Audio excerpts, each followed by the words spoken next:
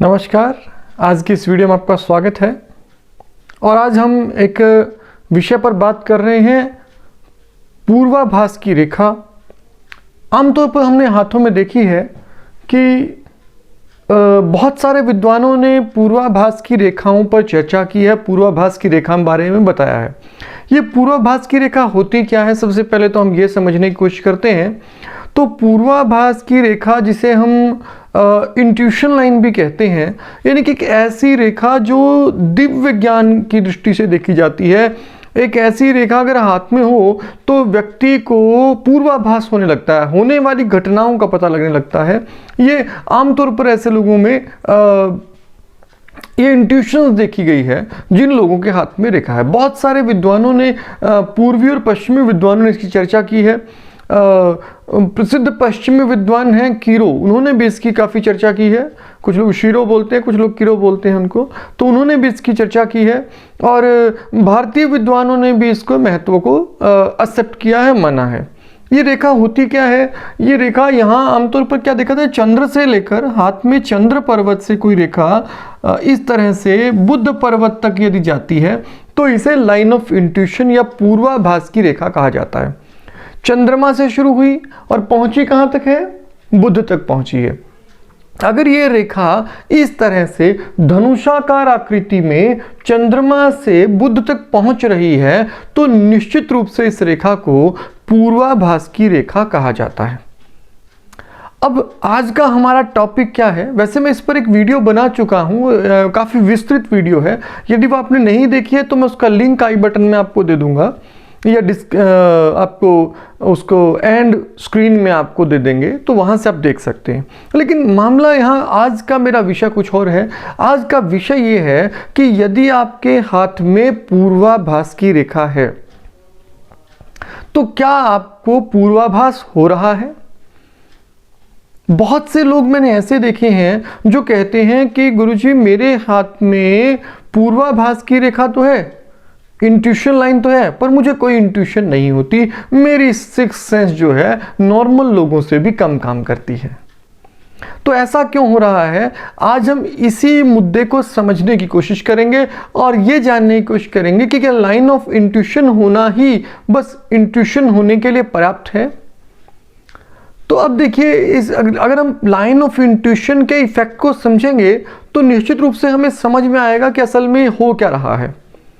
हम line of intuition के मामले में हम दो पर्वतों की बात करते हैं। एक पर्वत है यहाँ पर, ये वाला पर्वत जिसे हम चंद्र पर्वत कहते हैं, और दूसरा है बुध का पर्वत जो कनिष्ठा उंगली के नीचे का क्षेत्र है। ये वाला क्षेत्र बुध का, और यहाँ का जो क्षेत्र है ये है चंद्रमा का क्षेत्र।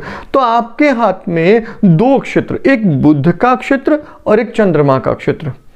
इन दोनों क्षेत्रों में है क्या? चंद्रमा में कल्पनाशीलता है और बुध में बौद्धिक क्षमता और वैज्ञानिकता। अब बुध क्योंकि व्यक्ति की बौद्धिक क्षमता और चंचलता को काफी मात्रा में बढ़ा देता है, सोचने की, समझने की क्षमता, कल्पनाशीलता को प्रभावित करता है, वहीं जो चंद्रमा है वो प्रकृति से जुड़ाव को बढ़ाता है, हमारे वैचारिक प्रखरता को बेहतर करता है, साथ साथ हमारी कल्पनाशीलता को बहुत अच्छा करता है। अब यदि आपके हाथ में लाइन ऑफ इंट्यूशन है, पूर्वाभास की रेखा आपके हाथ में है, तो क्या ये इफेक्ट देगी? इसे इफेक्ट देने के लिए दो चीजों का होना बहुत जरूरी है। एक, कि आपके हाथ में लाइन ऑफ इंट्यूशन हो, जो कि है। अगर हम चर्चा कर रहे हैं तो निश्चित रूप से बहुत से लोगों के हाथ में लाइन ऑफ इंट्यूशन है। मैं अगर संभव हुआ तो कुछ ऐसे लोगों के आपको वीडियोस भी दिखाऊंगा, कुछ ऐसे लोगों के हाथ की वीडियोस बनाकर दिखाऊंगा जिनके हाथ में लाइन ऑफ इंट्यूशन है। क्योंकि मैंने बहुत से ऐसे हाथ देखे जिनमें लाइन ऑफ इंट्यूशन तो है पर उन्हें किसी भी तरह का कोई इंट्यूशन हो नहीं रहा। हाँ, कुछ लोग ऐसे भी देखे जिनके हाथ में लाइन ऑफ इंट्यूशन है और उन्हें इंट्यूशन होता है, उनकी सिक्स्थ सेंस बहुत अच्छी है। तो इसके लिए आपको विशेष रूप से देखना क्या क्या है। सबसे पहली चीज यहां जो कंडीशन काम करती है वो है चंद्रमा। ऐसे व्यक्ति के हाथ में चंद्र पर्वत बहुत अच्छा उभार लिए हुए होना चाहिए, वेल प्लेस्ड होना चाहिए, बहुत ज्यादा नीचे की ओर खिसका हुआ नहीं होना चाहिए और बहुत ज्यादा दबा हुआ नहीं होना चाहिए। अगर चंद्र पर्वत कमजोर है, चंद्र पर्वत की स्थिति अच्छी नहीं है, तो निश्चित रूप से ऐसे व्यक्ति के हाथ में आपको लाइन ऑफ इंट्यूशन का कोई प्रभाव नहीं दिखाई दिया जाएगा, क्योंकि लाइन ऑफ इंट्यूशन यानी कि पूर्वा जो भास की रेखा है, इसका मूल आधार ही चंद्रमा है। यदि आपका चंद्रमा ही कमजोर हो जाता है, यदि आपका चंद्रमा ही ठीक नहीं है, आपका मन उस क्षमता को ही नहीं रखता। सीधी सी बात है, अगर आपका चंद्रमा अच्छा नहीं तो आपके मन में वो क्षमता नहीं है कि आप जान पाएं भविष्य को, आप उस स्तर की कल्पना ही नहीं कर सकते। अब जब आप उस दिव्य कल्पना में ही नहीं जा सकते, तो संभावना ही नहीं कि आपको भविष्य की कुछ इंट्यूशन, कुछ ज्ञान हो जाए। तो एक तो ये कारण बचा चंद्रमा। आपके हाथ में चंद्रमा अच्छा होना चाहिए। आपने देखा हाथ में चंद्रमा बहुत अच्छा है। अब दूसरी कंडीशन क्या है? दूसरी कंडीशन है कि आपके हाथ में बुध भी सही होना चाहिए। वो दबा हुआ ना हो, या तो वो सूर्य की ओर खिसक गया हो, कोई दिक्कत नहीं है, वेल प्लेस्ड हो, कोई दिक्कत नहीं है। बहुत ज्यादा बाहर की ओर खिसका हुआ नहीं होना चाहिए। बहुत ज्यादा बाहर की ओर खिसकने पर वो सांसारिक हो जाता है। ऐसे व्यक्ति में ठग, धूर्तता, ईर्ष्यालुता थोड़ी बढ़ जाती है। चालाकी, मतलब सरल सी भाषा में कहा जाए, जरूरी नहीं कि हर व्यक्ति में दोष हो, चालाकी थोड़ी बढ़ जाती है। अब चालाकी बढ़ जाने पर प्रकृति से जुड़ाव, जो ईश्वरीय अनुभूति है, वो घटती चली जाती है। आप में जितनी चतुरता होगी, उतना ही आपकी दिव्यता कम हो जाएगी। दिव्य व्यक्तियों में विशिष्ट बात क्या है? वो बेहद सरल रहते हैं। दो चीजें, ये दोनों अच्छे हैं। अब हाथ में यदि बृहस्पति भी अच्छा हो जाए, जुपिटर माउंट भी अच्छा हो जाए, तब तो कमाल का प्रभाव देगा। नहीं तो अगर सिर्फ ये दो बहुत अच्छे हैं, तो ऐसे व्यक्ति में आपको पूर्वाभास के बहुत सारे लक्षण दिखाई देंगे। अब तीसरी जो महत्वपूर्ण चीज है, वो है हाथ का प्रकार। इस पर भी आपने ध्यान देना है। अगर आपने कभी ध्यान दिया हो, तो वो लोग जो भविष्यवाणियां करते हैं, वो लोग जो ईश्वरीय चर्चाएं करते हैं, वो लोग जो आध्यात्मिक ज्ञान दे रहे हैं, वो लोग जो धार्मिक रूप से, असल में मैं यहाँ पाखंडी लोगों को इस श्रेणी में नहीं रख रहा, वास्तव में जो दिव्य ज्ञान रखने वाले लोग हैं, उनकी उंगलियों को आप देखिएगा, या तो वर्गाकार उंगलियों वाले हैं, या फिर वो नुकीली उंगलियों वाले हैं। उनके हाथ थोड़े फ्लैशी होते हैं, हाथ बिल्कुल सूखे हुए नहीं होंगे, हाथ थोड़े मांसल होंगे, थोड़े मांसल हाथ होते हैं। हाथों में झुकाव जो है हाथ का, बिल्कुल पूरा हाथ ऊपर से नीचे की ओर पतला होता हुआ जाएगा। हथेली कलाई से और ऊपर की ओर पतला होता हुआ जाएगा, धीरे धीरे कर्व लेगा हाथ। और साथ में आप देखिएगा उनकी उंगलियां टेढ़ी मेढ़ी नहीं होती हैं, बहुत गांठदार उंगलियां नहीं होती हैं मोस्टली उनकी। एज वाइज कुछ चीज़ें बदलती हैं, वो बिल्कुल नगण्य मामला है। मैं यहाँ कह रहा हूँ कि ऐसे व्यक्ति की आप युवावस्था, प्रौढ़ावस्था में हाथ देखिए तो आपको दिखाई देगा। बिल्कुल वृद्धावस्था में जाकर हाथ सूख जाना, वो बिल्कुल अलग चीज़ हो गई। ये तीनों चीजें यदि आपको किसी व्यक्ति के हाथ में दिखाई दे रही हैं, हाथ का प्रकार बहुत अच्छा है, या तो वर्गाकार हाथ वाला है, या वो नुकीले हाथ वाला है, ये बहुत नुकीली उंगलियों वाला है। उंगलियों पर ध्यान दीजिएगा, हथेली कैसी भी हो, उंगलियां बहुत अच्छी हैं। हथेली में चंद्रमा बहुत अच्छा है, और आपका बुध बहुत अच्छा है। और फिर आपके हाथ में बिना टूटी, एकदम से साफ सुथरी धनुष के आकार की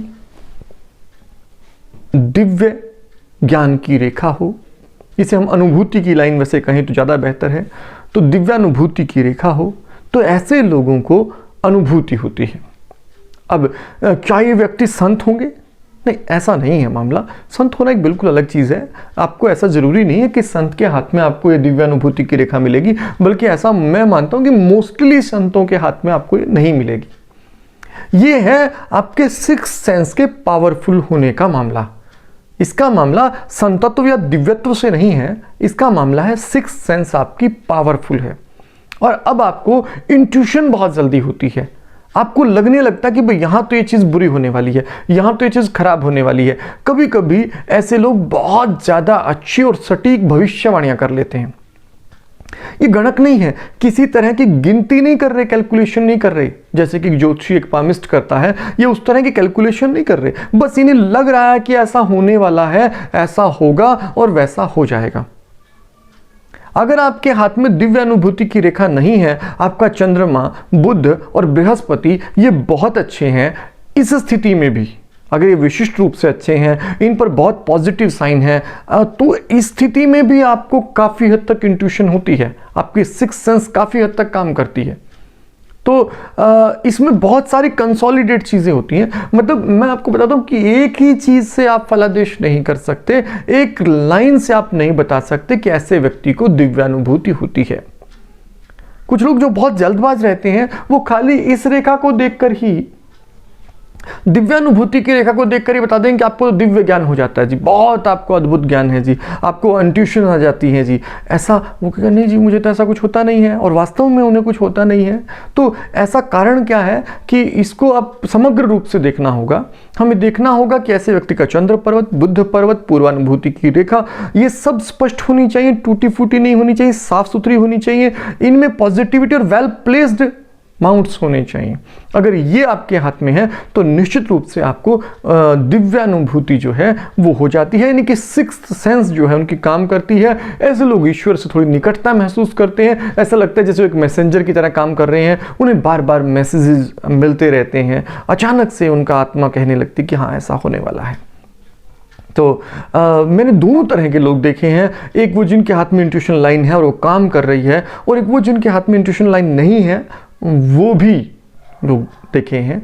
तो मैं आपको अगर संभव हुआ तो अगली किसी वीडियो में ज़रूर हाथ के एक्चुअल पिक्चर्स के द्वारा ये दिखाऊंगा कि कैसे ये लाइनें काम नहीं करती कई बार। तो आज की वीडियो में इतना ही, अगली वीडियो में अगले विषय पर बात करेंगे। तब तक आपका दिन शुभ हो। धन्यवाद।